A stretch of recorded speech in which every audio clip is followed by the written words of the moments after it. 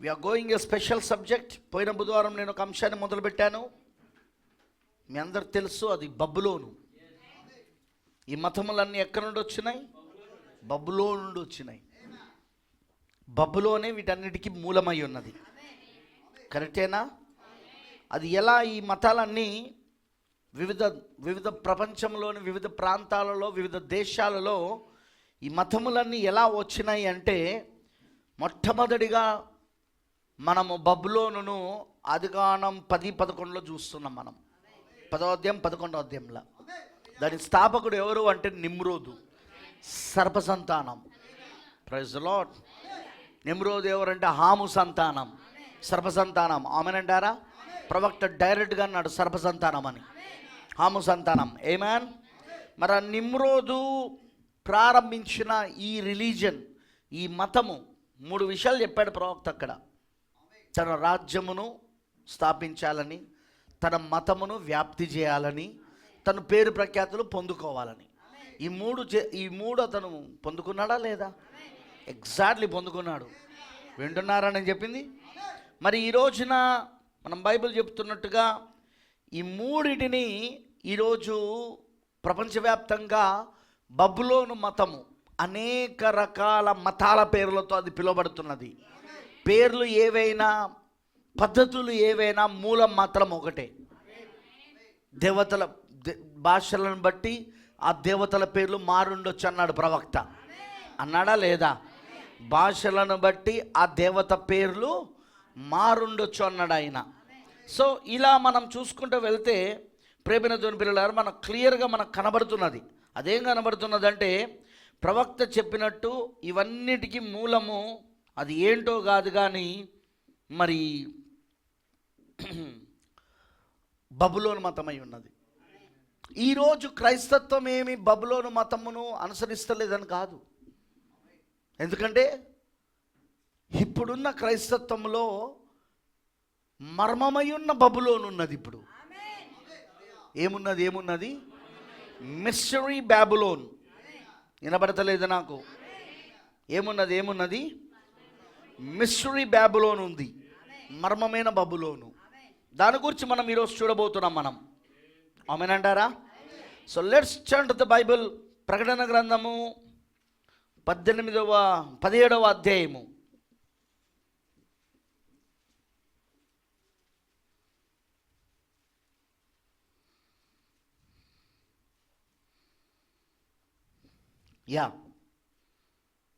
ప్రకటన గ్రంథము 17వ అధ్యాయము 1వ వచనం నుండి మనము చదువుకుందాం. ఆ 7 పాత్రలను పట్టుకొని ఉన్న 7 దూతలలో ఒకడు వచ్చి నాతో మాట్లాడుచు ఇలాగూ చెప్పెను, నువ్వు ఇక్కడికి రమ్ము, విస్తార జలముల కూర్చున్న మహావేశ్యకు చేయబడు తీర్పు నీకు కనపరచెదను. భూరాజులు ఆమెతో వ్యభిచరించిరి, భూనివాసులు ఆమె వ్యభిచార మధ్యములో మత్తులేరి. అప్పుడు అతడు ఆత్మవశుడైన నన్ను అరణ్యమునకు కొనిపోగా దేవదూషణ నామములతో నిండుకొని 7 తలలను 10 కొమ్ములను గల ఎర్రని మృగమును మీద కూర్చున్న ఒక స్త్రీని చూచితిని. 7 తలలు 10 కొమ్ములు, ఎర్రని ముఖం. ఓకేనా? కానీ దానిపైన ఒక స్త్రీ కూర్చున్నది. ఆ స్త్రీ ధూమ్ర రక్త వర్ణము గల వస్త్రము ధరించుకొని బంగారముతోనూ రత్నములతోనూ ముత్యములతోనూ అలంకరింపబడినది. ఏహమైన కార్యములతోనూ తాను చేయుచున్న వ్యభిచార సంబంధమైన అపవిత్ర కార్యములతోనూ నిండిన ఒక సువర్ణ పాత్రను తన చేత పట్టుకొని ఉండెను. దాని నొసట దాని పేరు ఇలాగూ రాయబడి ఉండెను, మర్మము. మిస్టరీ, మర్మము. వేశ్యలకును భూమిలోని ఏహమైన వాటికిని తల్లి అయిన మహాబబులోను. మరియు ఆ స్త్రీ పరిశుద్ధుల రక్తము చేతను యేసొక హతసాక్షుల రక్తము చేతను మత్తిలుండ చూచితిని. నేను దాన్ని చూచి బహుగా ఆశ్చర్యపడగా ఆ దూత నాతో ఇట్లా, నేను నీవేలా ఆశ్చర్యపడితివి? ఈ స్త్రీని గూర్చిన మర్మమును 7 తలలను 10 కొమ్ములను కలిగి దాని మోయిచ్చిన క్రూరముఖమును కూర్చిన మర్మమును నేను నీకు తెలిపేదను. దేవుడి మాటలను దీవించును గాక. Let's pray. ప్రార్థించుకుందాం. ప్రభువైన దేవా, సర్వశక్తిమంతుడా, కృపామయుడైన తండ్రి, నీకు వందనాలు. ప్రభువా, ఈరోజు చదవబడిన నీ వాక్యములో నుండి నువ్వు మాతో మాట్లాడు ప్రభువా. యస్, మర్మమయ్యున్న ఈ బబులోను ఎవరో మాకిప్పుడు తెలుసు. ఎలా అంటే 7వ దూత ద్వారా ప్రభువా నువ్వు ఈ మర్మమును బయలుపరిచావు. ప్రకటన 10వ అధ్యాయం 7వ వచనం ప్రకారముగా 7వ దూత పలుకు దినములలో అతడు బూర ఊదబోచుండగా దేవుడు తన దాసులకు ప్రవక్తలకు తెలిపిన సువార్త ప్రకారము దేవుని మర్మమంతా సమాప్తమగునని చెప్పావు ప్రభువా. ఖచ్చితంగా ఈరోజు ఈ మర్మము ఆ 7వ దూత ద్వారా బయలుపరచబడవలసి ఉన్నది. అది ఇప్పుడు బయలుపరచబడినది ప్రభువా. ఓ, అది అందరికీ కాదు కానీ నీ వధువుకి మాత్రమే, నువ్వు ఏర్పరచుకొని ఎన్నుకున్న నీ పిల్లలకు మాత్రమే. జగదు పునాది వేయబడక మునిపై ఎవరి పేర్లైతే ఆ గొర్రెపిల్ల జీవ గ్రంథంలో రాశావో, అదిగో ఆ 7 ముద్రల గ్రంథములో ఎవరినైతే నువ్వు ముద్రించావో వారికి మాత్రమే ఈరోజు ఈ మర్మములు బయలుపరుస్తున్నావు.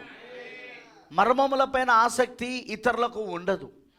మర్మములు తెలుసుకోవాలనే కోరిక, వాక్యమును తెలుసుకోవాలనే కోరిక, లేఖనాలు తెలుసుకోవాలనే ఆశ ఇతరులకు ఉండదు ప్రభువా. అది కేవలం నీ వధువుకి మాత్రమే ఉంటుంది. ఆ మర్మములు తెలుసుకోవాలని పెళ్లి కుమార్తెకు మాత్రమే ఉంటుంది. ఖచ్చితంగా ఈరోజు నువ్వు దాన్ని మాకు బయలుపరుస్తున్నందుకు వందనాలు దేవా. నీకు పూర్తిగా మేము సమర్పించుకుంటూ యేసుక్రీస్తు నామములో ప్రార్థిస్తున్నాము. ఆమేన్. దయచేసి కూర్చోండి. Please be SIT down.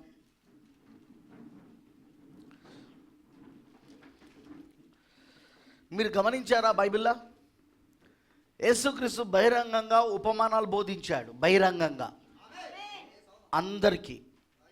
కరెక్టేనా? కానీ ఆ ఉపమానాల భావం తెలుసుకోవాలని శిష్యులకు మాత్రమే కలిగింది. విత్తువాని యొక్క ఉపమానమును ఆయన బోధించాక ఆయన ఒంటరిగా ఉన్నప్పుడు ఆయన శిష్యులు వచ్చి ఆ విత్తువాని కథ ఒక భావం ఏంటో మాకు చెప్పమన్నారు వాళ్ళు. మరి మిగతా వాళ్ళు వచ్చి ఎందుకు అడగలేదు? 1000 మంది అక్కడ ఉపమానం విన్నవారు, 1000 మంది ఆ వాక్యమును ఆ లేఖనాలు విన్నవారు. ఉపమానం అంటే లేఖనమే కదా. ఆయన మర్మముగా బోధించాడు వాటిని. ఎలా బోధించాడు? మర్మముగా బోధించాడు. ఆ లేఖనాలను, ఉపమానమును ఆయన మర్మముగా బోధించాడు. హల్లెలూయా. మరి మర్మముగా బోధించిన వాటిని ఈ రోజున బాగా వినండి, ఈ రోజున అది అందరికీ ఆసక్తి ఉండదండి. ఆ రోజున ఎలా లేదో ఈ రోజు కూడా అంతే. అందులో ఎవ్వరు కూడా, శిష్యులు తప్ప మిగతా వాళ్ళు ఎవ్వరు కూడా వింటున్నారా?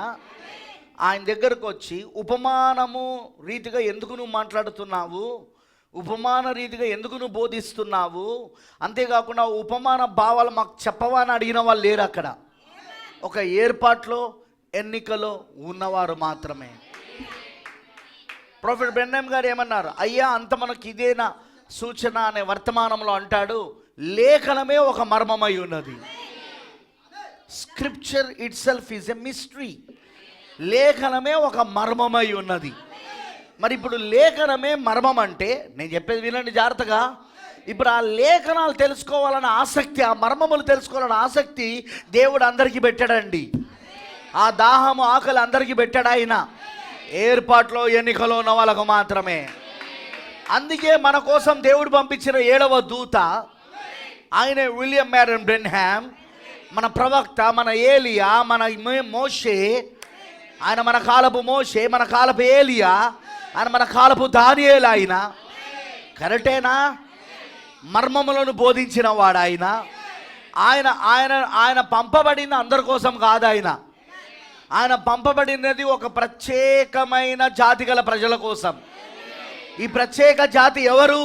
యేసుక్రీస్తు వంశావళిలో ఉన్నవారు, యేసుక్రీస్తు రక్తము చేత జన్మించబడిన వారు, క్రొత్త జన్మ పొందుకున్న వారు, నూతన జన్మ పొందుకున్న వారు, తిరిగి జన్మించబడిన వారు, పరిశుద్ధాత్మతో నింపబడి ఉన్నవారు, క్రీస్తు యొక్క మర్మయుక్తమైన శరీరములో వారి స్థానాన్ని పొందుకొని ఉన్నవారు. ప్రొఫెట్ ఏమన్నాడు? మనం జర్నీలో లేం. మనం మొదటి నిర్గమములో వాళ్ళు ఐగుప్తు నుండి బయటకు వచ్చిన తర్వాత వాళ్ళు యాత్రలో ఉండేవాళ్ళు. కానీ మనం ఇప్పుడు యాత్రలో లేమన్నాడు ఆయన. మనం ఇప్పుడు ఎఫెసులో యోషువ గ్రంథంలో ఉన్నాం. యోషువ గ్రంథంలో యాత్ర కాదది, వారు వారి యొక్క స్థానాన్ని తిరిగి పొందుకోవడం. అది దేవుడు వారికి ఏ స్థానమని ఇస్తానని జగత్ పునాది వేయబడక మునిపే, లోక పునాదులు వేయబడక మునిపే ఆయన నిర్ణయించాడు. ఆ నిర్ణయం చొప్పున అదిగో ఆ హెబ్రీ పిల్లలను, ఆమేన్, ఆ యాకోబు యొక్క భార్యలు, హల్లెలూయా, ఆ యాకోబు యొక్క భార్యలు ఆ హెబ్రీ పిల్లలను కంటూ ఉన్నప్పుడు, అదే ఆ గోత్రకర్తలను కంటూ ఉన్నప్పుడు, ఆమేన్, వారు ఆ ప్రసవ వేదనలో పలుకుతూ ఉన్నప్పుడు, ఆ పేరును పలుకుతూ ఉన్నప్పుడు, ఆ దేశములో ఆ పాలు తేనెలు ప్రవహించే దేశమై ఉన్న ఆ కానాను దేశములో, ఆ వాగ్దాన దేశములో ఎవరెవరు ఏ స్థానంలో పుట్టాలో వాళ్ళకు పలకబడింది. అక్కడ వారు ఆ స్థానంలో పెట్టబడ్డారు. ఇప్పుడు మనం జర్నీలో లేం, మనం యాత్రలో లేం. మనం ఇప్పుడు ఎక్కడున్నా, మనం ఇప్పుడు నిర్గమములో మన స్థానాన్ని పొందుకొనడంలో ఉన్నాం. మనం వాక్యములో మన స్థానాన్ని, క్రీస్తు యేసులో మన స్థానాన్ని, క్రీస్తు ఒక మర్మయుక్తమైన శరీరం అనే సంఘములో మన స్థానాన్ని, మన అవయముగా, మనం భాగముగా, ఏ అవయముగా ఏ భాగముగా దేవుడు మనం నిర్ణయించాడో జగత్ పునాది వేయబడక మునిపే, అదిగో ఆ స్థానంలో పెట్టడానికే దేవుడు ఈరోజు మనల్ని నడిపిస్తున్నాడు. This is the ministry of Jashuva. ఇది యోషువ పరిచర్య, కరెక్టేనా? మోషే పరిచర్య యాత్ర, కానీ యోషువ పరిచర్య ఏంటిది? నువ్వు నీ స్థానాన్ని పొందుకోవడం. ఈ కాలపు మోషే విలియం బ్రెనామ్ అయితే, ఈ కాలపు మోషే, మూడవ నిర్గమమునకు మోషే విలియం బ్రెనామ్ అయితే, అదిగో ఆయన పరిచయం చేసిన ప్రకటన 10:1 ఎవరైనా బలిష్ఠుడైన వేరొక దూత, క్రీస్తు. ఆయనే మన యోషువ అయి ఉన్నాడు. ఇప్పుడు ఆయనే మన తలరాయి అయి ఉన్నాడు. ఆయనే మన నాయకుడు అయి ఉన్నాడు. ఏం చేస్తున్నాడు ఆయన? ఆయన మనల్ని ఇప్పుడు నడిపిస్తున్నాడు. ఆయన నాయకత్వంలో మనం ఇప్పుడు నడిపించబడుతున్నాం. యాత్రలో మనం ఆల్రెడీ వాగ్దాన భూమిలో ఉన్నాం. మనం హల్లెలూయా. ఇప్పుడు యుద్ధం చేస్తూ ఉన్నాం. మనం ప్రతి అంగుళం స్థలాన్ని మనము పొందుకోవాలన్నా యుద్ధము చేయాల్సిందే అన్నాడు ప్రవక్త. ఇందులో బైబిల్లో ఏ ఒక్క వాగ్దానం నువ్వు పొందుకోవాలన్నా నువ్వు యుద్ధం చేయాల్సిందే. క్రీస్తు యేసులో నీ స్థానాన్ని నువ్వు పొందుకోవాలంటే నువ్వు యుద్ధం చేసి గెలవాల్సిందే. ఇది జయము పొందుకునే కాలం అన్నాడు ప్రవక్త. ఏం కాలం అన్నాడు? జయము పొందుకునే కాలం. You must understand what is the ministry. పరిచర్య ఏంటో మీకు అర్థం కావాలా? ఇప్పుడు పరిచర్య తలరాయి పరిచర్య, ఇప్పుడు పరిచర్య యోషువ పరిచర్య, ఇప్పుడు పరిచర్య విశ్వాసి క్రీస్తు యేసు యొక్క మర్మయుక్తమైన శరీరములో తన స్థానాన్ని పొందుకుంటున్న పరిచర్య. దానికోసం యుద్ధం చేస్తున్నాడు. బ్రదర్ అంటాడు, యాత్రలో ఉన్నంతసేపే వాళ్ళకు మన్నా, కానీ వాళ్ళు ఎప్పుడైతే యోర్దానును దాటారో, మరణమును దాటారో, వాగ్దాన దేశంలోనికి వచ్చారో, పాలు తేనెలు ప్రపంచ దేశంలోనికి వచ్చారో, అక్కడ మన్నా లేదు. అక్కడ మన్నా పడడం ఆగిపోయింది. ఎందుకు? ఆ దేశ ఫలాలు తినడం మొదలు పెట్టాలి. ఆ పురాతనమైన ధాన్యాన్ని తినడం మొదలు పెట్టాలి. వాళ్ళు మర్మములు తినడం మొదలు పెట్టాలి. హల్లెలూయా. మర్మములు భుజించడం మొదలు పెట్టాలి. అందుకే నేను చెప్పాను 1923 నుండి 1925 వరకు యోషువ పరిచర్య విలియం బ్రెనామ్లో జరిగింది. యోషువ పరిచర్య మర్మములు బోధించాడు ఆయన. ఆ దేశం యొక్క ఫలాలు మనకి ఇచ్చాడు ఆయన. ఆ దేశం ఒక ఫలాలు, యోషువ వాళ్ళకి ఆ దేశం ఒక ఫలాలు ఇచ్చాడు. అలానే మనం కూడా ఇప్పుడు ఆ దేశం ఒక ఫలాలు పొందుతూ ఉన్నాం. అదే ఆ మర్మములు పొందుకుంటా ఉన్నాం మనం. అర్థమైందా నేను చెప్పింది? అర్థమైన వాళ్ళందరూ ఆమె చెప్పండి. మర్మముల పైన అందరికీ ఆసక్తి ఉండదు, ఎందుకంటే ఆ దేశ ఫలాలు అవి. అది ఎవరికి? యోర్దాన్ దాటిన వారికే, ప్రకటన 10లోనికి వచ్చిన వాడికే. అపోస్తలం 2:38 నుండి అపోస్తలం 2:38 నుండి ప్రకటన 10లోనికి ఎవరైతే వస్తున్నారో, బలిష్ఠుడైన వేరొక దూత యొక్క పరిచర్యలోనికి ఎవరైతే వస్తున్నారో, తలరాయి పరిచర్య కిందకి ఎవరైతే వస్తున్నారో, ఆ తలరాయి పరిచర్యలో ఎవరైతే నడిపించబడుతున్నారో, నేను చెప్పేది అర్థమవుతున్నదా? వారు మాత్రమే ఆ ఫలాలు పొందుకుంటున్నారు, ఆ మర్మములు భుజిస్తున్నారు. బ్రదర్, మర్మములు తినడం ద్వారా ఏమొస్తుంది? నువ్వు నీ క్రీస్తులో నీ స్థానం ఏంటో నీకు చూపించబడి, ఆ స్థానంలో నువ్వు పెట్టబడి, ఆ స్థానంలో నువ్వు అభిషేకించబడతావు. క్రీస్తు యేసులో నీ స్థానం ఏంటో, వాక్యములో నీ స్థానం ఏంటో నీకు చూపించబడి, ఆ స్థానములో పెట్టబడి, ఆ స్థానములో నేను అభిషేకిస్తున్నాడు ఆయన. ఇప్పుడు మర్మములు తినడం ద్వారా వచ్చేది అది. అర్థమైందా అని చెప్పింది? మర్మములు విప్పబడినప్పుడు నువ్వెవరో తెలుసుకుంటావు. మర్మములు, వాక్యము, మర్మం ఏంటో కాదు, వాక్యమే. వాక్యం విప్పబడినప్పుడు వాక్యములో నీ స్థానం ఏంటో నువ్వు తెలుసుకుంటావు. వాక్యములో నువ్వు ఎక్కడి నుండి వచ్చినావో తెలుసుకుంటావు. నువ్వెందుకు ఈ భూమిపైన ఉన్నావో తెలుసుకుంటావు. నువ్వు ఎక్కడికి వెళ్ళబోతున్నావో నువ్వు తెలుసుకుంటావు. ఎక్కడి నుండి వచ్చావు, ఎందుకున్నావు, ఎడిపోతున్నావు, అసలు ఎక్కడికి వెళ్ళబోతున్నావు, నువ్వు నీ స్థానం ఏంటి, అన్నీ నీకు బయలుపరచబడతాయి అక్కడ. ఎప్పుడు? మర్మములు నీకు బయలుపరచబడినప్పుడు. మర్మములు నీకు బయలుపరచబడినప్పుడు లూసిఫర్ ఎవరో, యేసుక్రీస్తు ఎవరో తెలిసిపోతుంది. క్రీస్తు ఎవరో, క్రీస్తు విరోధి ఎవరో, క్రీస్తు ఎవరో, క్రీస్తు విరోధి ఎవరో తెలిసిపోతుంది.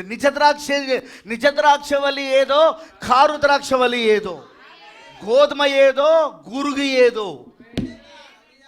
అర్థమైందా? యేసుక్రీస్తు ఎవరో, మరి యూదా ఇస్కరియోతు ఎవరో తెలిసిపోతుంది. ఎప్పుడు? మర్మములు విప్పబడినప్పుడు. అందుకే ఏర్పరచబడిన వాళ్ళకి ఎప్పుడు ఒక ఆకలి ఉంటుంది, ఎప్పుడు వాళ్ళకు ఒక దాహం ఉంటుంది. నాకు మర్మములు కావాలి, నాకు మర్మములు తెరబడాలి, నేను మర్మములు వినాల. నేను ఇప్పుడు బబులోను మర్మం ఎవరికి ఇంట్రెస్ట్ ఉంటుంది?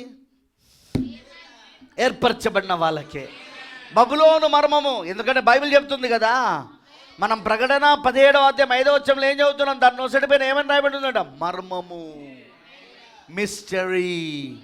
It's a mystery బాబులోన్. అది మర్మమై ఉన్న బబులోన్ అయి ఉన్నది అది. మరి దాన్ని ఎవరు తెలుసుకోవాలనుకుంటారు?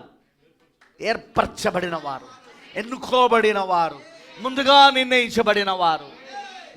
దానిని తెరవడానికి దేవుడు ఎవరిని పంపించాడు? 7వ దూతను పంపించాడు. ఆ మర్మమును తెరవడానికి 7వ దూతను పంపించాడు. తెరిచింది గొర్రెపిల్లయే. మర్మములు గొర్రెపిల్లయే ఆ గ్రంథాన్ని తెరిచాడు. బైబిల్ అదే చెప్తుంది. ప్రకటన 6వ అధ్యాయంలో చూస్తే గొర్రెపిల్లనే ఆ ముద్రలను పగలగొట్టి తెరిచాడు. కానీ ఎవరిలో ఉండి తెరిచాడు? దాన్ని 7వ దూతలో ఉండి తెరిచాడు. ఎవరిలో ఉండి తెరిచాడు? ఆయన 7వ దూతలో ఉండి తెరిచాడు. ఎందుకు? 7వ దూత పరిచర్యనే అది. కాబట్టి మర్మములు బయలుపరిచే పరిచర్య అయింది.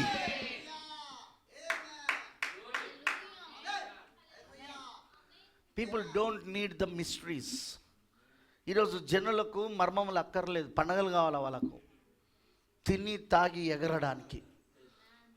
పాస్టర్లకు రాబడి కావాలా, డబ్బు, కానుక. ఎందుకంటే ఇప్పుడు కోతకాలం కదా, డిసెంబర్ ఏంటి, కోతకాలం కదా, ఇక ఫుల్ వస్తాయి ఇప్పుడు వాళ్ళకి. ఇక సంవత్సరం పంట ఇప్పుడు వస్తుంది. బిజినెస్లు అన్నీ ఇప్పుడు పాస్టర్లకు డబ్బు కావాలి, జనులకు తినడం, తాగడం, ఎగరడం కావాలి. అందుకే వాళ్ళకి క్రిస్మస్ పండగ కావాలి. కానీ మనకేం కావాలి? మర్మం కావాలి.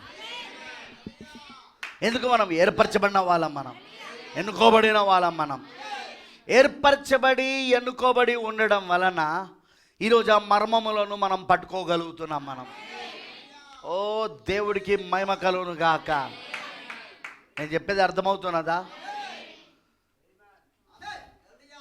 బబులోనుకు వచ్చిన మర్మము ఈ ప్రపంచానికి అక్కర్లేదేమో, కానీ వధువుగా మనకు కావాలి, పెళ్లి కుమార్తెగా మనకి మర్మాలు కావాలి. ఆమేన్. అందుకే ఈరోజు ఆ మర్మంను గురించి మనం కొద్దిసేపు చూద్దాం. రెడీగా ఉన్నారా? ప్రవక్త చెప్పాడు, మనం బుధవారం చూసాం. మనం అక్కడ కూర్చొని అమ్మను పెర్గమ సంఘకాలం 5వ పుస్తకం, 7 సంఘకాలాలలో అది 5వ పుస్తకం, పెర్గమ సంఘకాలం. ఈ పెర్గమ సంఘకాలంలో 5వ పుస్తకంలో 81వ పారాగ్రాఫ్లో ప్రవక్త చెప్పాడు, బబులోను నుండే ఈ మతములన్నీ వచ్చినాయని.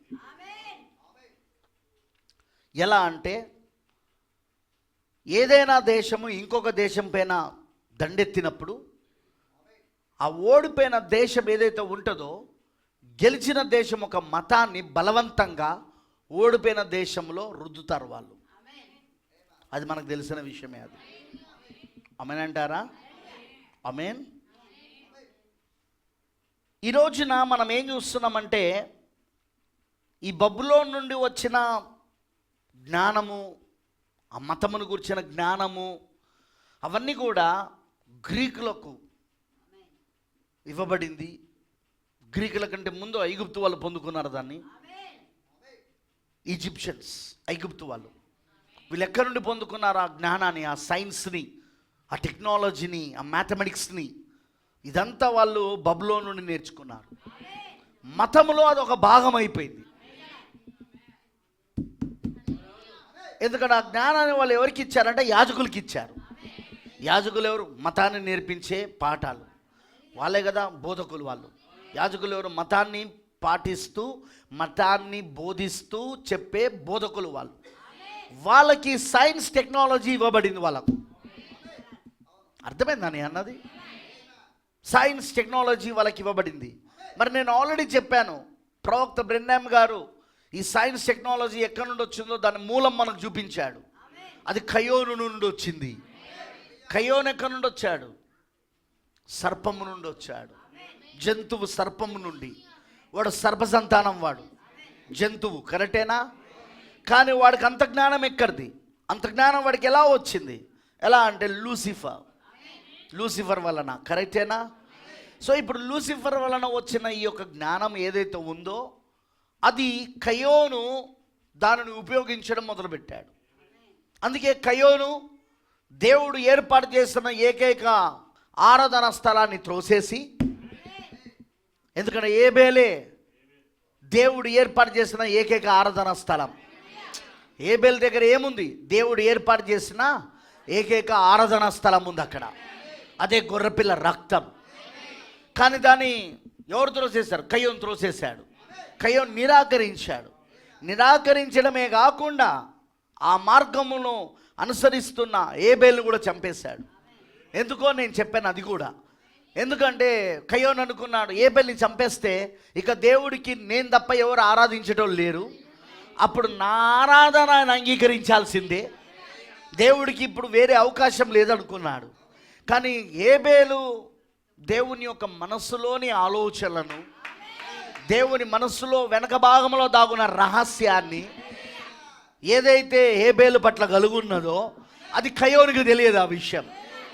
ఎందుకంటే ఏబేలు పునరుద్ధానుడై లేచి షేతుగా రాబోతా ఉన్నాడు.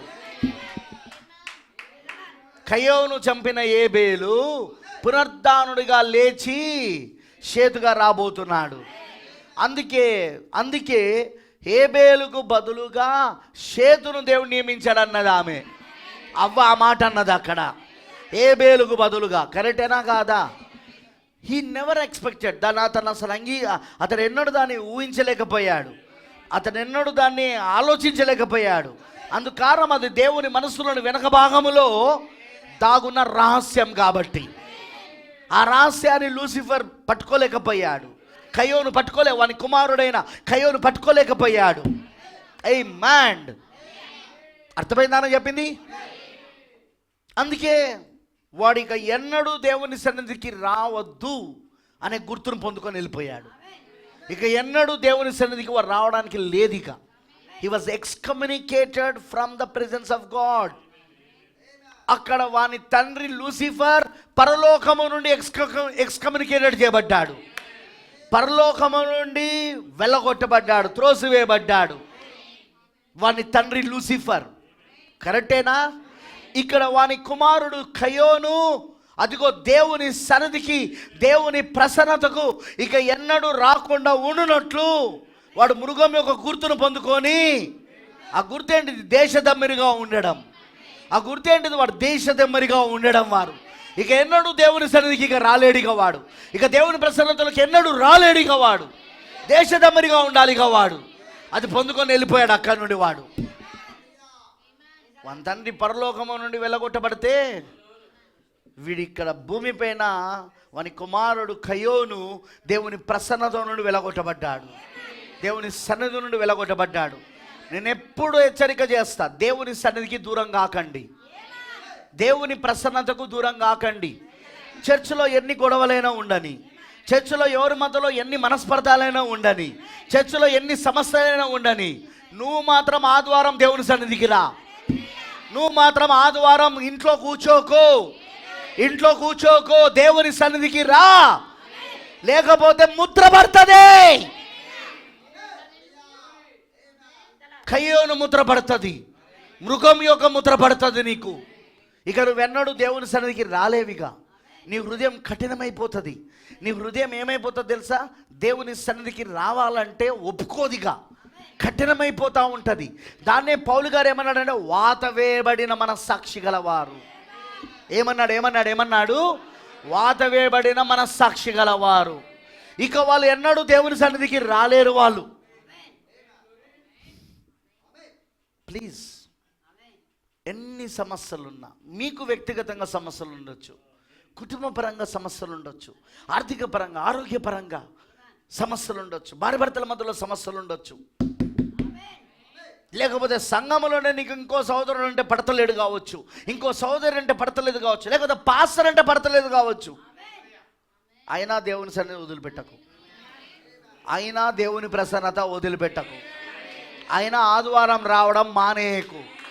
ఒక్కసారి అది అలవాటు అయిందనుకో, నేను గ్యారంటీ చెప్తున్నా, నేను లేఖనాంతరంగా చెప్తున్నా, అనుభవపూర్వకంగా చెప్తున్నా, ఇక నీకు వాత వేయబడిన మనస్సాక్షి వచ్చేస్తుంది. భయం అనేది నీకు ఉండదు. దేవుని భయభక్తులు నీ లోపల ఉండవిగా. అసలు దేవుడు అంటే భయమే నీ లోపల ఉండదు, వాక్యం అంటే భయమే నీ లోపల ఉండదు.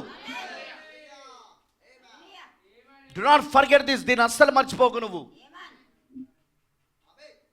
దేవుని సన్నిధికి దూరం కావద్దు. బ్రదర్ అంటాడు, ఏమైనా పర్వాలేదు, నువ్వు దేవుని సన్నిధికి వెళ్ళు.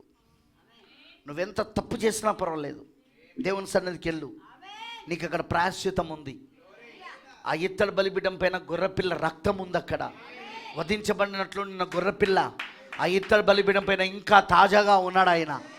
అక్కడికి వచ్చి నువ్వు క్షమాపణ అడిగితే నిన్ను క్షమిస్తాడా ఆయన. మరలా చేయకుండా ఉన్నట్లు పరిశుద్ధాత్మ వస్తుంది నీకు.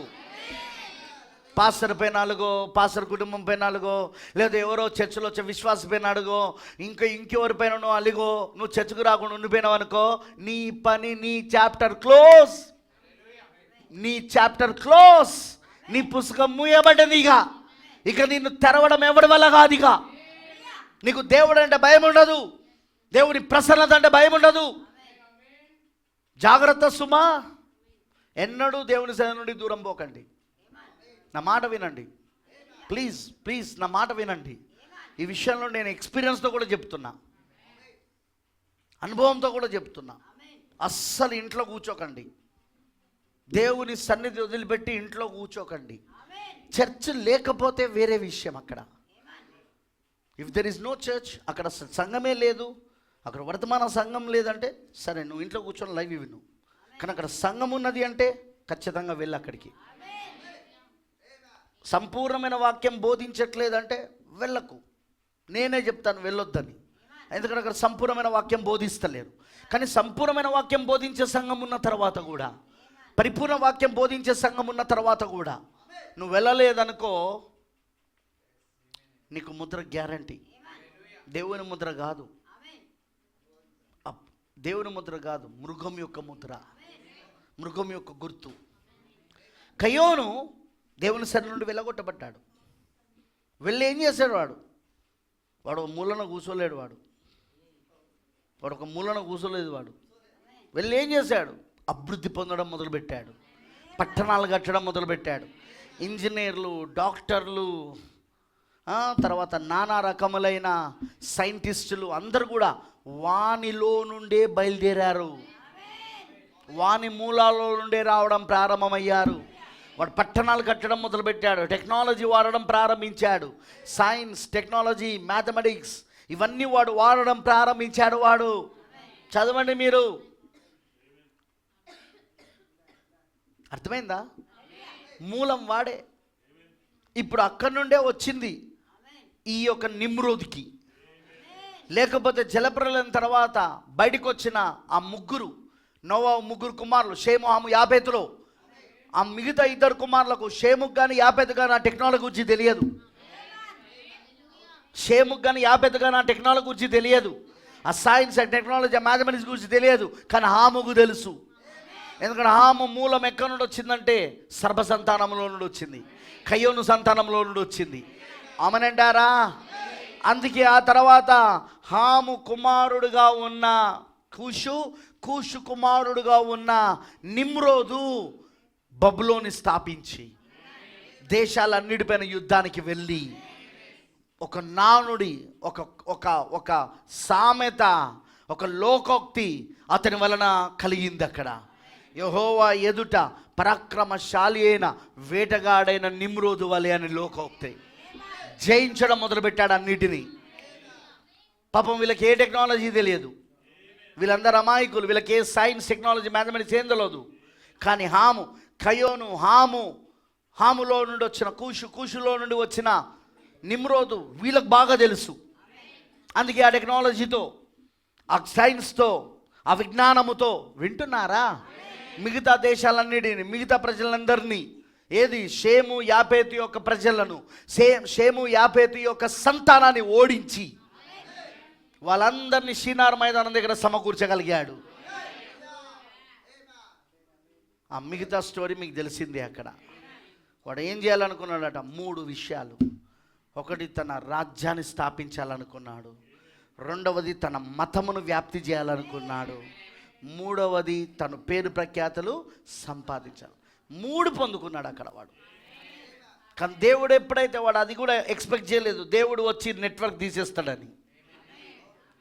వారి మధ్యలో ఉన్న నెట్వర్క్ని దేవుడు తీసేస్తాడని అస్సలు వాడు ఎక్స్పెక్ట్ చేయలేదు. వాడు ఆల్రెడీ సింహాసనం పైన కూర్చుందాం అనుకున్నాడు. వాడు ఆ గోపురం పైన తన సింహాసనంను కూర్చోందాం అనుకున్నాడు. వాడు వింటున్నారా? ఆకాశం అంటుకునే గోపురం అది. ఆమేన్, హల్లెలూయా. కానీ దేవుడు ఏం చేశాడు? ఆ టెక్నాలజీని తీసేశాడు, ఆ నెట్వర్క్ని తీసేశాడు ఆయన. అప్పుడు అందరికి ఒకరి భాష ఒకరికి అర్థం కాక అక్కడ నుండి దేవుడు వాళ్ళని చెల్లా చెదరన్నట్లు చేశాడు. కానీ చెల్లా చెదరైన వీళ్ళందరూ వెళ్తూ వెళ్తూ బబులోని యొక్క మతాన్ని పట్టుకొని వెళ్ళారు వాళ్ళు. ఆ విధంగా ప్రపంచవ్యాప్తంగా బబులోను మతము వ్యాప్తి చెందింది. కాకపోతే వివిధ పేర్లతో అది పిలువబడింది. అది అక్కడ దేవతల పేర్లు కూడా వాళ్ళ భాషలను బట్టి మారుతూ వచ్చినాయి అక్కడ. కానీ మూలం మాత్రం బబులోనే, బహుదేవత ఆరాధన. బ్రదర్ అంటాడు, ఈజిప్టు వారు తమ బహుదేవత ఆరాధన జ్ఞానమును గ్రీకులకు ఇచ్చినట్లు ప్రాచీన ఐగుప్తు గ్రంథములలో దొరికినవి. అందువలన బబులోని యొక్క మర్మములు ఒక దేశం నుండి మరొక దేశమునకు వెళ్ళుచున్నవి. ఎంతవరకు అనగా రోమ్, చైనా, ఇండియా మరియు ఉత్తర దక్షిణ అమెరికాలలో కూడా పాకినవి. ఎక్కడెక్కడికట? రోమ్, చైనా, ఇండియా మరియు ఉత్తర దక్షిణ అమెరికాలలో కూడా పాకినవి. ఉత్తర అమెరికా వేరు, దక్షిణ అమెరికా వేరు, 2 వేరు వేరు అవి. అక్కడ కూడా పాకినాయి అవి, ఇండియాకు కూడా. వింటున్నారా? 82వ పారాగ్రాఫ్, పెర్గమ సంఘకాలంలో భూమి మీద అది కాలములలో ఉన్న జనుల యొక్క అసలు మతం ఇది ఖచ్చితంగా కాదని ప్రాచీన చరిత్రలు చెప్పుచున్నవి. భూమి మీద ఆది కాలంలో ఉన్న జనుల యొక్క అసలు మతం, ఆది కాలంలో ఉన్న జనుల యొక్క అసలు మతం ఇది ఖచ్చితంగా కాదని ప్రాచీన చరిత్రలు చెప్పుచున్నవి. ఈ బబులోను మతం గురించి బైబిల్లో చెప్పబడినట్లే అవి చెప్పుచున్నవి. ఏది? చరిత్రలు కూడా బైబిల్ చెప్పినట్టుగానే. అసలు విశ్వాసంలో నుండి ముందు తొలగిపోయినది ఇదే, కానీ దానికి అది మాత్రం అసలు మతము కాదు. విల్కిన్సన్ మరియు మ్యాలెట్ వంటి చరిత్రకారులు ప్రాచీన వ్రాతపత్రుల ఆధారంగానే నిరూపించినది ఏమనగా, ఒకప్పుడు భూమి మీద మానవులందరూ ఒకే దేవుని యందు విశ్వాసం ఉంచిరి. దేని గురించి మాట్లాడుతున్నాడు ఆయన? నోవాహు దినాల గురించి. Praise lord. ఎవరెవరంటే విల్కిన్సన్ మరియు మాలెట్ వంటి చరిత్రకారులు ప్రాచీన వ్రాతపత్రుల ఆధారంగా దాన్ని నిరూపించినది ఏమనగా, ఒకప్పుడు భూమి మీద మానవులందరూ ఒకే దేవునందు విశ్వాసం ఉంచిరి. ఆయనే సర్వోన్నతుడు, నిత్యుడు, అదృశ్యుడు. సర్వోన్నతుడు, నిత్యుడు, అదృశ్యుడు. ఆయన తన నోటి మాట ద్వారా సమస్తమును ఉనికిలోనికి తెచ్చాను. అది కాన 1వ అధ్యాయం. ఆయన యొక్క గుణశీలములో ప్రేమ, మంచితనము మరియు న్యాయము ఉన్నవి. కానీ సాతాను తనకు సాధ్యమైనంత వరకు ప్రతిదానిని కలుషితము చేయును. వాడు మానవుల యొక్క హృదయములను మరి మనస్సులను కలుషితం చేయుచున్నాడు గనుక వారు సత్యమును నిరాకరించుచున్నారు. వాడు ఈరోజు ఏం చేస్తున్నాడట? మానవుల యొక్క హృదయములను మనస్సులను కలుషితం చేస్తున్నాడు. వాడు సృష్టిని కలుషితం చేసినట్టుగానే పంచభూతములను కలుషితం చేసిన సైన్స్ అంతా ఇప్పుడు మొత్తం పంచభూతములను కలుషితం చేస్తుందా లేదా? 200 ఏళ్ల క్రితము ఇప్పుడున్న ఈ ప్రకృతి వైపరీత్యాలు, ఇప్పుడున్న ఈ కలుషితము ఉందా? వినబడతలేదు నాకు. ఉందా? ఈ పంచభూతములు ఇప్పుడు ఎంత కలుషితమై ఉన్నావో అప్పుడు ఉన్నాయా? ఎప్పుడైతే వ్యవసాయం నాగరికత ఉండెనో, వ్యవసాయపు నాగరికత ఫస్ట్ ప్రారంభం వ్యవసాయ నాగరికత. దేవుడు ఇచ్చింది వ్యవసాయపు నాగరికత. ఎందుకు? ఆదాము ఎప్పుడైతే పడిపోయాడో అప్పుడు నువ్వు ఈ భూమిని దున్నుతావని చెప్పాడు కదా. వ్యవసాయ నాగరికత నుండి అది తర్వాత ఇండస్ట్రియల్ ఏంటిది పారిశ్రామిక నాగరికతకు మారింది కయ్యోను ద్వారా. చెప్పాను కదా నేను ఇదివరకు. వ్యవసాయ నాగరికత నుండి పారిశ్రామిక నాగరికతగా ఎవరు మార్చారు? కయ్యోను మార్చాడు. కయ్యోను సంతానం మార్చింది, సర్పసంతానం. ఆమెనంటారా? పారిశ్రామిక నాగరికత నుండి అప్పుడు అంతరిక్ష నాగరికతగా మారింది. అక్కడ వినబడతలేదు నాకు. అంతరిక్ష నాగరికత ఎప్పుడైతే అంతరిక్ష నాగరికత అయిందో అప్పుడు దేవుడు నోవాహు దినాలలో ఈ భూమిని ఆయన జలప్రలయం ద్వారా నాశనం చేశాడు. ఆయన నాశనం చేయడానికి కారణాలలో ఒక కారణం ఏంటంటే ఈ నాగరికత అంతరిక్షం దాకా వెళ్ళింది కాబట్టి. అప్పటికే అణుబాంబులు ఉపయోగిస్తున్నారు. తెలుసా మీకు ఆ విషయం? నోవాహు దినాలలో అణుబాంబులు ఉపయోగిస్తున్నారని. ఆ పిరమిడ్లు ఎట్లా కట్టారనుకుంటున్నావు? అణుశక్తి ద్వారా, అణుబాంబు శక్తి ద్వారా. అణుశక్తి, అటమిక్ పవర్. అర్థమవుతుందా? అప్పటికే ఈ భూమిని నాశనం చేసేస్తున్నారు వాళ్ళు.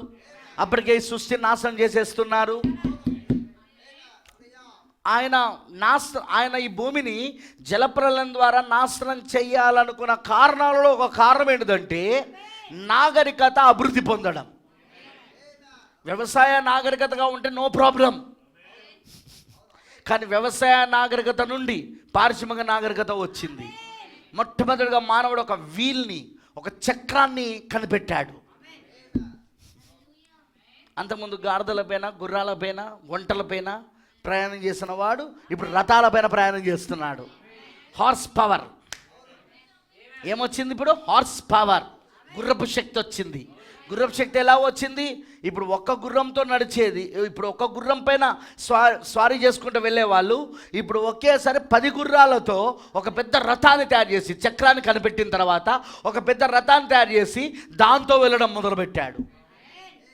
ఆ విధంగా అది పారిశ్రామిక విప్లవానికి దారితీసింది. అది పారిశ్రామిక విప్లవానికి. వింటున్నారా? ఆ పారిశ్రామిక విప్లవం నుండి వాళ్ళు ఎక్కడికి వచ్చారంటే వాళ్ళు అదిగో అంతరిక్ష విప్లవానికి వచ్చేసారు. వాళ్ళు స్పేస్ టెక్నాలజీ దగ్గరికి వచ్చేసారు, అంతరిక్ష టెక్నాలజీ దగ్గరికి. అర్థమైందా అని అన్నది? దేవుడు నాశనం చేయడానికి కారణాలలో ఇది కూడా ఒక కారణం. ఇది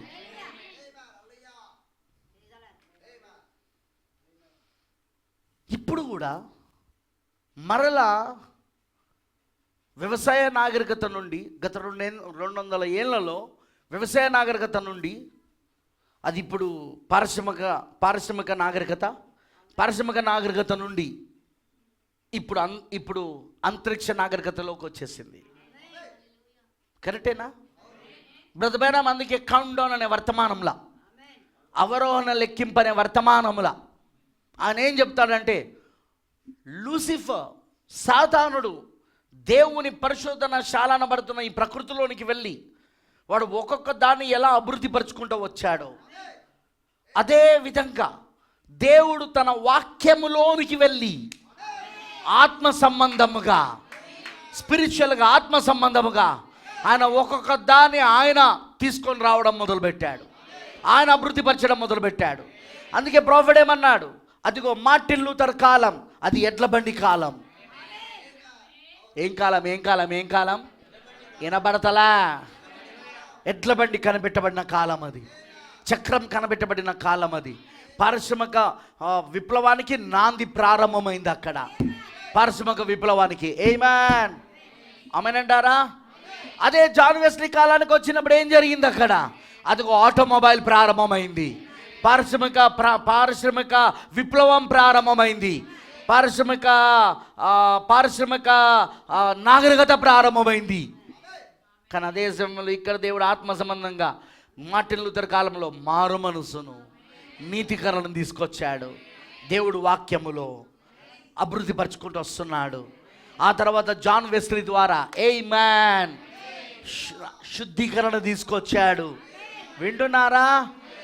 ఆ తర్వాత మనం చూస్తున్నాము ఈ పారిశ్రామిక విప్లవం నుండి పెంతెకోస్తు తరం వచ్చేసరికి ఏది లవోదిక సంఘకాలము అంటే మన సంఘ కాలము, అది వచ్చేసరికి ఇదిగో అంతరిక్ష, వింటున్నారా? అంతరిక్ష నాగరికత, అంతరిక్ష విప్లవము అభివృద్ధి పొందడం ప్రారంభమైంది. అదే పెంతెకోస్తులై ఉన్నారు, విమానమై ఉన్నాడు అన్నాడు ప్రవక్త. ఆమేనంటారా? ఇప్పుడు ఏం జరిగింది? విమానంను కనిపెట్టారు. రైట్ బ్రదర్స్, కరెక్టేనా? ఇప్పుడు ఒక ఖండము నుండి ఇంకో ఖండానికి ఎగిరి వెళ్ళగలరు వాళ్ళు. ఇప్పుడు అంతరిక్షంలో ఎగిరి వెళ్ళగలరు వాళ్ళు. ఇప్పుడు భూమిపైననే ఒక ఖండము నుండి మరొక ఖండమునకు, వింటున్నారా? ఒక ఖండము నుండి మరొక ఖండమునకు ఇప్పుడు వెళ్ళగలరు. అదే భాషలు మాట్లాడుట, ప్రవచనములు చెప్పుట, వరముల పునరుద్ధరణ, అటు ఆత్మ సంబంధంగా దేవుడు తీసుకొచ్చింది పెంతెకోస్తులకు. ఆ తర్వాత వచ్చింది పక్షిరాజు ప్రవక్త. ఎవరైనా? విలియం మ్యారియన్ బ్రెన్హామ్, పక్షిరాజు ప్రవక్త. ఈసారి ఏం తీసుకొచ్చారు? రాకెట్స్, విమానాల తర్వాత రాకెట్స్, ఒక గ్రహం నుండి మరొక గ్రహానికి వెళ్ళడం.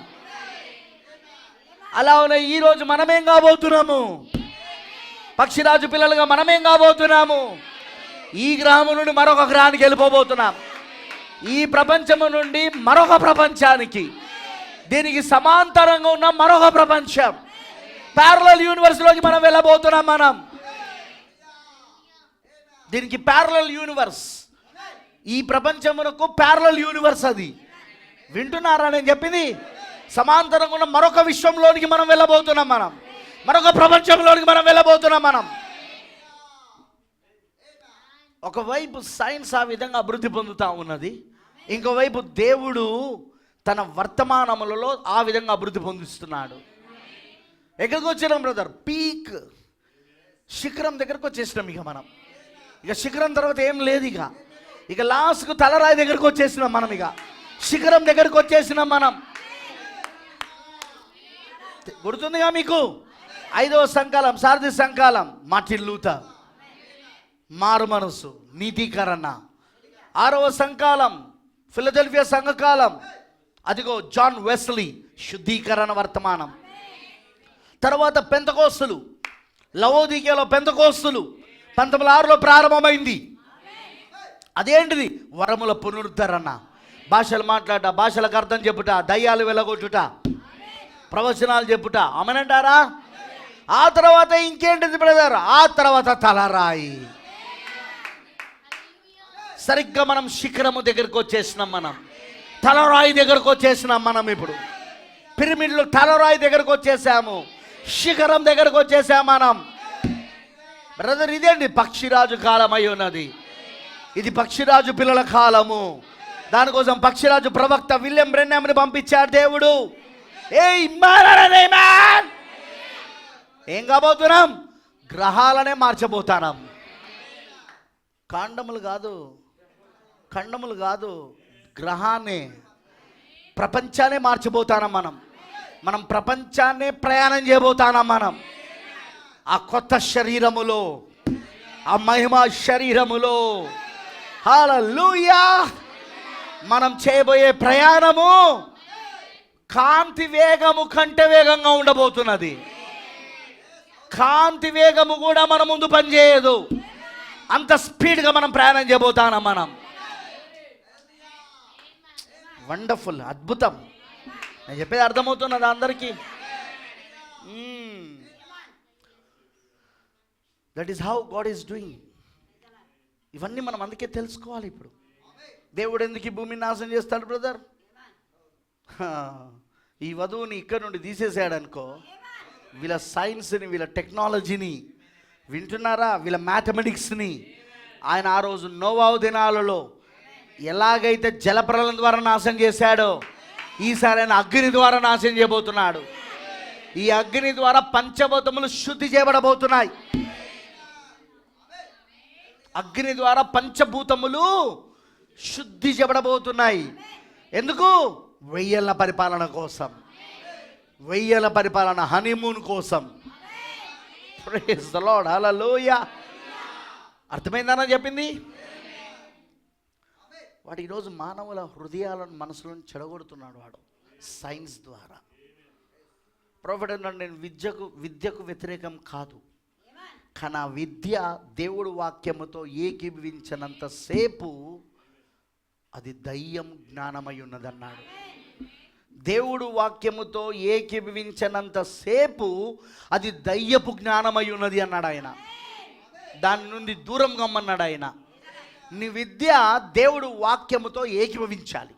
నీ విద్య దేవుడు వాక్యమును నమ్మేటట్లు చేయాలి, దేవుడు వాక్యాన్ని విశ్వసించేటట్లు చేయాలి. కానీ ఈరోజు వాడు అదే విద్య ద్వారా, అదే ఎడ్యుకేషన్ ద్వారా, అదే సైన్స్, అదే టెక్నాలజీ, అదే మ్యాథమెటిక్స్ ద్వారా ఈరోజు వాడు ఏం చేస్తున్నాడు? వాడు మనుషుల హృదయాలను, మనస్సులను చెడగొడుతున్నాడు వాడు. అందుకేనా ఈ తరం వాళ్ళు ఎట్లా తయారైనలో? మన పిల్లలు, ఇప్పుడున్న తరం, ఇంకా రాబోయే తరం అయితే ఇంకా ఘోరంగా ఉంది. కనీసం వీళ్ళకన్నా చిన్నప్పటి నుండి సెల్ ఫోన్లు, ఇంటర్నెట్లు ఏం తెలియదు వీళ్ళకు, ఫేస్బుక్లు అవన్నీ తెలియదు. ఏది మా విలియం లాంటి తరం వాళ్ళు, ఇగో ఇక్కడ విలియం వీళ్ళు చిన్నప్పటి నుండి. కానీ వీళ్ళు ఇప్పుడున్న పిల్లలు వాళ్ళకి ఇప్పటి నుండి ఆ టెక్నాలజీ, ఇప్పటి నుండి ఆ సైన్స్. మనం మురిసిపోతుంటాం, నా కొడుకే, నా బంగారమే, నా కొడుకే, నేను కూడా ఆపరేట్ చేయలేను, నా కూతురు ఆపరేట్ చేస్తుంది సెల్ ఫోన్. సచ్చినోడా, జాగ్రత్త. నీ కూతురు ఆ సెల్ ఫోన్ ఆపరేట్ చేసి చేసి చేసి ఎక్కడ తప్పిపోతుందో చూడు. ఎవరితో ఫేస్బుక్లో అపరిచితులతో పరిచయం ఏర్పడి జీవితాన్ని నాశనం చేసుకుంటుందో చూసుకో. వాట్సాప్లో ఎవరితో కాలింగ్ చేస్తుందో చూసుకో. ఎక్కడ ఆమె జీవితం నాశనం అవుతుందో చూసుకో. మీ అబ్బాయి ఎంతమంది జీవితాలను నాశనం చేస్తాడో, తనెంత నాశనం అవుతాడో చూసుకో. నా కొడుకు, అబ్బా బ్రదర్ నాకు కూడా తెలియదు బ్రదర్, దీంట్లో ఉన్న ఫీచర్స్ ఏంటో నాకు కూడా తెలియదు బ్రదర్, కానీ నా కొడుకు వాడు చదివేది ఎంతో తెలుసా, ఫస్ట్ క్లాస్, టక్క టక్క టక్క టక్క చేసేస్తున్నాడు. ఏడు దానికోసం. ఇప్పుడు యేసు ప్రభు ఏమన్నాడు? నా కోసము ఏడవకండి, మీకోసము, మీ పిల్లల కోసం ఏడవమన్నాడు ఆయన. ప్రభువా, వీడు ఎక్కడ తప్పిపోతాడో ఈ టెక్నాలజీ చేయబట్టి, వీడు ఎక్కడ విశ్వాసగా తయారవుతాడో ప్రభువా. ఇంత టెక్నాలజీ వచ్చినాక ఇంకా బైబిల్ ఏంది డాడీ అంటాడేమో వీడు. ఇంత సైన్స్, ఇంత టెక్నాలజీ, ఇంత మ్యాథమెటిక్స్ వచ్చిన తర్వాత కూడా డాడీ ఇంత మానవుడు అంతరిక్షంలోకి వెళ్తున్నాడు, మానవుడు అదిగో ఏంటిది ఆ చంద్రుడి పైన అడుగు పెడుతున్నాడు. అంత టెక్నాలజీ వచ్చినాక డాడీ నువ్వేం డాడీ ఇంకా బైబిల్, ప్రార్థన, దేవుడు ఆయన పైన ఆధారపడాలంటావు. నేటి తరం పిల్లలలో వస్తున్న ఆలోచనలు, వాళ్ళ మనసులు చెడిపోతున్నాయి, వాళ్ళ ఆలోచనలు చెడిపోతున్నాయి, వాళ్ళ హృదయాలు కలుషితమైపోతున్నాయి ఈ సైన్స్ చేయబట్టి. అందుకే తల్లిదండ్రులు ఎప్పుడు పిల్లలకు దేవుడి వాక్యాన్ని బోధించాలి. వాళ్ళకు నువ్వు స్కూల్కి పంపించిన, కాలేజీకి పంపించిన, ఇంట్లో ప్రార్థన, దేవుడి వాక్యం ధ్యానించుట ఒక అలవాటుగా వాళ్ళకి మార్చాలి. అంతేకాదు, వాళ్ళు కొత్త జన్మ పొందేదాకా ప్రార్థన చేయాలి. వాళ్ళు కొత్త జన్మ పొందుకుంటే ఇక చాలు. ఇక మనకు కొత్త జన్మ మారు మనసు దగ్గర నుండి మొదలవుతుంది. నేను ఇదివరకే చెప్పిన నేను. అంటే వాళ్ళు మారు మనసు పొందాలా. వాళ్ళు ఇక్కడ సైన్స్ పైన ఆధారపడద్దు, మ్యాథమెటిక్స్ పైన ఆధారపడద్దు, టెక్నాలజీ పైన ఆధారపడద్దు. ఎందుకంటే ఇదంతా దేవుడు తన యొక్క నోటి ఊపిరి చేత నాశనం చేయబోతా ఉన్నాడు. ఆయన జస్ట్ ఆయన ఊదుతాడు అంతే. బ్రతమేనం అంటాడు, ఆయన ఊదితే చాలట, అగ్ని ఆయన నోటిలో నుండి బయటకు వచ్చి సమస్తాన్ని దహించి వేస్తుంది, ప్రపంచాన్ని అంతటిని దహించి వేస్తుంది, భూమిని అంతటిని దహించి వేస్తుంది. అది ఈ సైన్స్, ఈ టెక్నాలజీ, ఈ మ్యాథమెటిక్స్ ఏది మనని కాపాడలేదు. ఈ అంతరిక్ష టెక్నాలజీ ఏది మనని కాపాడలేదు. మనని కాపాడేది దేవుడి వాక్యం ఒకటే అని మన పిల్లలకు అర్థం కావాలి. మన పిల్లలకు నేర్పాలి. అందుకే వాళ్ళని చర్చ్కు పంపాలి, అందుకే సండే స్కూల్కి పంపాలి, అందుకే ఈ వాక్యం వినిపించాలి, ప్రతి ఆదివారం చర్చ్కు పంపాలి.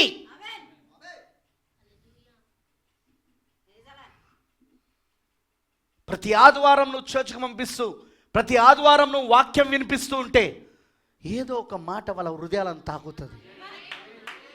ఏదో ఒక మాట వాళ్ళ మనస్సులో ఆలోచనలు కలిగిస్తూ ఉంటాయి. సాతానుడు ఒకవైపు స్కూల్లో అవిశ్వాసాన్ని నేర్పిస్తున్నాడు. వాడు మనిషి తన జ్ఞానం పైన ఆధారపడే ఎట్లనో నేర్పిస్తున్నాడు, స్వబుద్ధి పైన ఆధారపడే ఎట్లనో నేర్పిస్తున్నాడు. కానీ ఇంకోవైపు చర్చిలో వాక్యం దేవుడి పైన ఎలా ఆధారపడాలా, వాక్యం పైన ఎలా ఆధారపడాలా, పరిశుద్ధాత్మ శక్తి పైన ఎలా ఆధారపడాలా. ఇంకా పరిశుద్ధాత్మ శక్తి ఉందంటే ఉన్నదే. ఈ మోడర్న్ సైన్స్ లో ఇంకా పరిశుద్ధాత్మ శక్తులు అంటే ఉన్నదే. ఇంకా స్వస్థపరచు శక్తి ఉన్నదంటే ఉన్నదే. ఇంకా అద్భుతాలు ఆశ్చర్యాలు చేసే శక్తులు అంటే ఉన్నదే. అది మన పిల్లలకు నేర్పాల. మనం దేవుని అద్భుత శక్తి పైన ఆధారపడడం ఎలా, దేవుని వాక్యము పైన ఆధారపడడం ఎలా. మనుషుడు బ్రతుకుచున్న రొట్టె వల్ల మాత్రం కాదు, కానీ దేవుని నోటి నుండి వచ్చే ప్రతి మాట వలన జీవించడం అంటే ఎలా, క్రొత్త జన్మ ఎలా పొందుకోవాలా, పరిశుద్ధాత్మ బాప్సం ఎలా పొందుకోవాలా. ఈ టెక్నాలజీల పైన కాదు మనం ఆధారపడేది, ఈ సైన్స్ పైన, ఈ మ్యాథమెటిక్స్ పైన కాదు మనం ఆధారపడాల్సింది. మానవుడు తన జ్ఞానం పైన కాదు ఆధారపడాల్సింది, మానవుడు తన స్వబుద్ధి పైన కాదు ఆధారపడాల్సింది, దేవుడు వాక్యం పైన అని ఈ తరం వారికి బోధించాల్సిన బాధ్యత ప్రతి తల్లిదండ్రులకు ఉన్నది. పిల్లలను కంటే సరిపోదు, వాళ్ళకు నేర్పించాల్సిన బాధ్యత నీకున్నది. వాళ్ళకి మంచి బట్టలు ఇప్పిస్తున్నాను, మంచి భోజనం పెడుతున్నాను, స్కూల్కి మంచి స్కూల్ పంపిస్తున్నాను, మంచి ఎడ్యుకేషన్ ఇప్పిస్తున్నాను, రేపు వాళ్ళకి మంచి ఉద్యోగం వస్తుంది. ఓరి పిచ్చోడా, రక్షణ వస్తుందా ముందు చెప్పది నాకు. రక్షించబడితే ఎత్తబడతాడు, రక్షించబడితే ఎత్తబట్లో ఉంటారు, రక్షించబడకపోతే అగ్నిలో కాల్చబడతారు. మిగిలిపోయిన వాళ్ళందరూ అగ్నిలో కాల్చబడ్డారు, ఎత్తబడకుండా వదిలిపెట్టబడిన వాళ్ళంతా.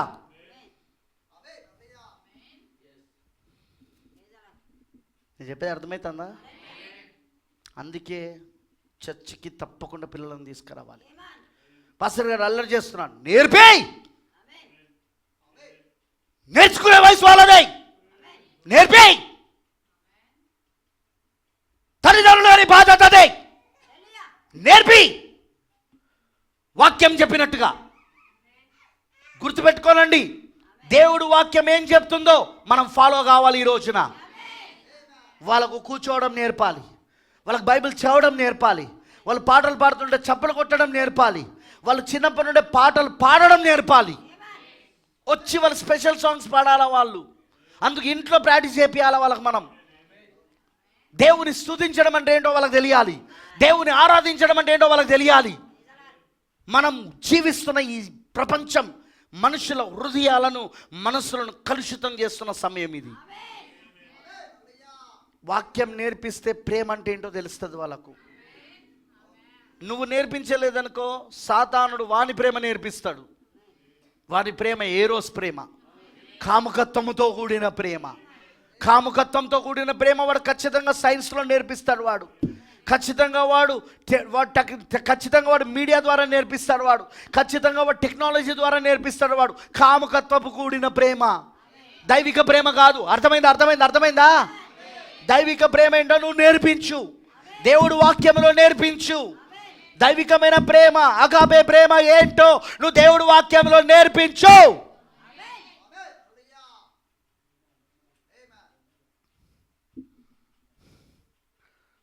లేకపోతే నీ జీవితంలో నువ్వు చాలా ఏడ్చే రోజు వస్తుంది.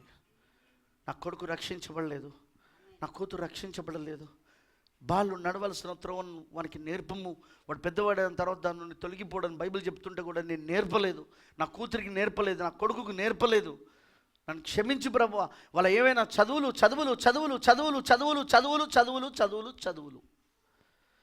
అరే ఆ చదివేరా నిన్ను నాశనం చేసేది. ఆ విద్యనే నిన్ను, నీ కుటుంబాన్ని నాశనం చేసేది. విద్య కాదు ముఖ్యం, దేవుడి జ్ఞానం ముఖ్యం. లోక జ్ఞానం కాదు, సైన్స్ జ్ఞానం కాదు, దేవుడి జ్ఞానం, వాక్య జ్ఞానం కావాలి, దేవుడి జ్ఞానం కావాలి. అది చాలా ప్రాముఖ్యం. నా కూతురు బాగా చదువుతాడు తెలుసా, నా కొడుకు బాగా చదువుతాడు తెలుసా, కరెక్టే. కానీ బైబిల్ ఎంత చదువుతాడు? బైబిల్ ఎంత తెలుసు అతనికి? బైబిల్ ఎన్నిసార్లు చదివాడు? ఎన్నిసార్లు పూర్తి చేశాడు? 66 పుస్తకాలు ఎప్పుడైనా పూర్తి చేశాడా? 66 పుస్తకాలు ఎప్పుడైనా నీ కూతురు పూర్తి చేసిందా? వర్తమానాలు ఎన్ని చదివింది? ప్రొఫెసర్ బ్రెన్హామ్ గారు వర్తమానాలు 500 వర్తమానాలు తెలుగులో తర్జుమా చేయబడ్డాయి. ఎన్ని చదివింది నీ కూతురు, నీ కొడుకు? ఎంతసేపు ప్రార్థన చేస్తారు నీ కొడుకు, నీ కూతురు? ఎంతసేపు దేవుని సన్నిధిలో కూర్చుంటారు? ఎంతసేపు దేవుని ప్రసన్నతలోకి వస్తారు?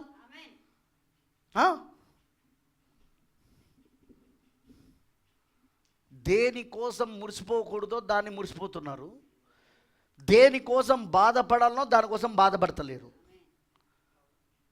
క్రైస్తత్వం నాశనం అయిపోతున్నది. అందరూ డబ్బు కోసం ఆలోచిస్తున్నారు. నా కూతురు చదివితే పెద్ద ఉద్యోగం వస్తుంది, నెల 50,000 సంపాదిస్తుంది, ₹1,00,000 సంపాదిస్తుంది. నా కొడుకు చదివితే పెద్ద ఉద్యోగం వస్తుంది, నెల ₹1,00,000 సంపాదిస్తాడు, 2 లక్షలు సంపాదిస్తాడు. సార్, నీ కొడుకు రక్షించబడ్డా? నేను అడిగేది అది. రక్షించబడి సంపాదిస్తే ప్రాబ్లం లేదు, రక్షించబడి సంపాదిస్తే ప్రాబ్లం లేదు.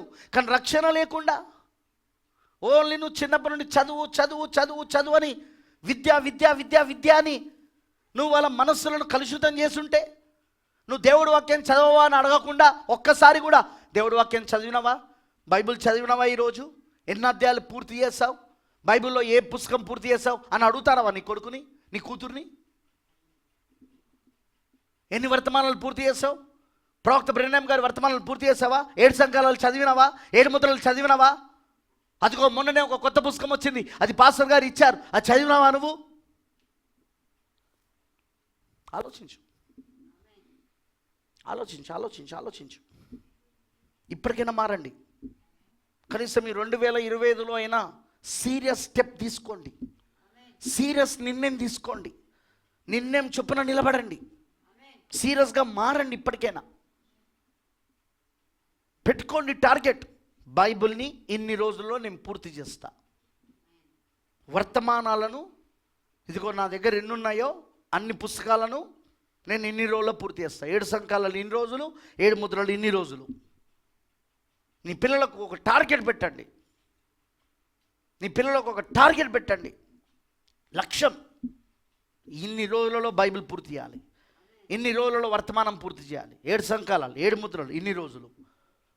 అదిగో దానియేలు 70 వారాలు ఇన్ని రోజులు. అటు మళ్ళీ పాస్టర్ గారి ప్రసంగాలు, అవి కూడా నేను వినాలి కూర్చొని. మీకు తెలుసా బ్రదర్ బ్రెన్హామ్ ఎంత స్టడీ చేసేవాడో తెలుసా? ఆయన దగ్గర ఉన్న లైబ్రరీ చూస్తే ఆశ్చర్యపోతావు. ఆయన ఏది బోధించినా విత్ ప్రూఫ్తో బోధిస్తాడు. ఇప్పుడు మనం చెప్పినవి చూడు, వాళ్ళ పేర్లు ఎవరో కూడా మనకు తెలియదు ఇక్కడ, కానీ ఆయన చదివిన వాళ్ళ పుస్తకాలు. అబద్ధం చెప్తలేను నేను, ఆయన అబద్ధం చెప్తలేడు. ఆ విల్కిన్సన్, మ్యాలెట్ వంటి చరిత్రకారులు అన్నాడు చూడు, ఆయన లైబ్రరీలో వీళ్ళ పుస్తకాలు ఉన్నాయి. ఆయన లైబ్రరీ పెద్ద రూమ్ నిండా పుస్తకాలు ఉంటాయి. ప్రాఫిట్ ఎక్కువ స్టడీ చేసేవాడు. ఎందుకు చేసేవాడో తెలుసా? తనకు చరిత్ర ఆధారాలు కావాలి. తనకు వచ్చిన ప్రత్యక్షత ఇటు బైబుల్ వాక్యములో నుండి వస్తున్నది, ఇటు వాక్యము అటు చరిత్ర, రెండిటిని కలగలుపుతో చెప్పగలగాలి ఆయన, రెండిటిని చూపిస్తూ చెప్పాలి ఆయన. అందుకు ఆయన దగ్గర ప్రూఫ్ ఉండాలి. ఆయన దగ్గర హీస్ హ్యావింగ్ ప్రూఫ్స్. ఆయన నైసియా కౌన్సిల్ పుస్తకం చదివిండని తెలుసా? Pre Nicene council, post Nicene council, 2 పుస్తకాలు ఉంటాయి, పెద్ద ఇంత పుస్తకాలు. నీకు తెలుసా ఆయన పుస్తకాలన్నీ చదివిండని? 7వ తరగతి చదివినోడు. He's a very book reader. ఆయన గురించి పర్సనల్గా తెలిసిన వాళ్ళు, ఆయన గురించి వ్యక్తిగతంగా పరిచయం ఉండి వ్యక్తిగతంగా ఆయనతో ఉంటారు చూడండి, వాళ్ళకి తెలుసండి ఆయన ఎలా చదువుతాడు ఆ పుస్తకాలు. ఆ లైబ్రరీ ఆయన దగ్గర. ఒక డినామినేషన్ వాడు ఏం చేశాడంటే, విలియం బ్రెన్హామ్ నువ్వు థియాలజీని బాగా తిడుతున్నావు, అసలు నీకు థియాలజీ అంటే ఏంటో తెలియదు, నువ్వు థియాలజీ కాలేజ్ పోలేదు, థియాలజీ చదవను కూడా చదవలేదు, 7వ తరగతి మాత్రమే చదివిన నువ్వు థియాలజీని బాగా తిడుతున్నావు, అసలు నీకు థియాలజీ అంటే ఏంటో తెలవాలి, నీకు చరిత్ర ఏంటో తెలవాలి అని చెప్పి థియాలజీ, చరిత్ర ఆ 2కు సంబంధించిన పుస్తకాలను ఏం చేశాడో తెలుసా? తీసుకొచ్చి విలియం బ్రెన్హామ్ గారి ఇంట్లో పెట్టాడు. ఆయన స్పాన్సర్ చేశాడు, మొత్తం డబ్బులు కట్టి విలియం బ్రెన్హామ్ గారి ఇంటికి తీసుకొచ్చేసాడు. పెద్ద ట్రక్కు నిండా, ఓ పెద్ద ట్రక్కు నిండా తీసుకొచ్చి విలియం బ్రెన్హామ్ గారి ఇంట్లో నింపిపడేసిండు మొత్తం. కానీ బ్రదర్ బ్రెన్హామ్ అంటాడు అది దేవుడు చేసిన కార్యం అంటాడు ఆయన. తాను ఇప్పుడు ప్రూఫ్తో సహా, రుజువుతో సహా నేను ఇప్పుడు చూపించగలను అంటాడు ఆయన. చరిత్రలో నుండి రుజువు, థియాలజీ పుస్తకాలలో నుండి రుజువు నా దగ్గర ఉంది, థియాలజీ పుస్తకాల నుండి రుజువులు. లేకపోతే హిస్లోప్స్ 2 బాబిలోన్ గురించి ఆయనకేం తెలుసు? హిస్లోప్ అనే వ్యక్తి రాసిన 2 బబులోల గురించి ఆయనకేం తెలుసు? ఆయన చదివాడు ఆ పుస్తకాన్ని, నేను చదివానని చెప్పాడు ఆయన అక్కడ. ఆయనకు అందుకే బబులోన్ గురించి చెప్పగలడు, అందుకే బబులోన్ గురించి బోధించగలడు ఆయన, ప్రూఫ్తో చూపించగలడు ఆయన చరిత్రలా. ఇప్పుడు వీళ్ళని ప్రూఫ్తో చూపిస్తున్నాడు. ఆమెనంటారా? ఒకప్పుడు ప్రారంభములో మానవులందరూ ఒకే దేవుని ఆరాధించేవారని చరిత్రకారుల పేర్లతో సహా వాళ్ళు రాసిన పుస్తకాలు రాసిన వాళ్ళ యొక్క పేర్లతో సహా రాస్తున్నాడు అక్కడ ఆయన. విల్కిన్సన్ మరియు మాలెట్ వంటి వారు అంటున్నాడు. మీరు ఒక్కసారి ఇంటికి వెళ్ళాక పిల్లలు చదువుకున్న వాళ్ళకి చెప్తానా, కనీసం మీ గూగుల్ నాలెడ్జ్ని, మీ పనికిరాని నాలెడ్జ్ని దీనికోసమని ఉపయోగించండి. గూగుల్లో వెళ్ళి ఇంగ్లీష్లో చూడండి, దాని స్పెల్లింగ్ బ్రదర్ బ్రెన్హామ్ చెప్పింది, విల్కిన్సన్, మాలెట్ కొట్టి చూడండి ఆ పుస్తకాలు. వాళ్ళ హిస్టరీ బుక్స్ దొరుకుతాయి అందులో, గూగుల్లో ఉంటాయి. అన్ని పుస్తకాలు ఇప్పుడు గూగుల్లో ఉన్నాయి, హిస్టరీ బుక్స్ అన్నీ చూసుకోండి. వీలైతే చదవండి, ఇంగ్లీష్ వస్తే వీలైతే. బ్రదర్ బ్రెన్హామ్ చెప్పింది అబద్ధం కాదు. ఎందుకు చెప్పాను? నేను 2-3 టెస్ట్ చేసిన. ఎస్, ప్రాఫెట్ చెప్పింది నిజమా అబద్ధమా తెలుసుకోవడానికి నేను నిజంగానే గూగుల్లో వెళ్ళి సెర్చ్ చేసి ఆ పుస్తకాలను డౌన్లోడ్ చేసి కొన్ని పుస్తకాలు చదివిన ఆయన చెప్పినాయి. ఎందుకు చదివినానో తెలుసా? ఆయన చెప్పింది కరెక్టేనా కాదా నాకు కూడా నిర్ధారణ కావాలి కదా.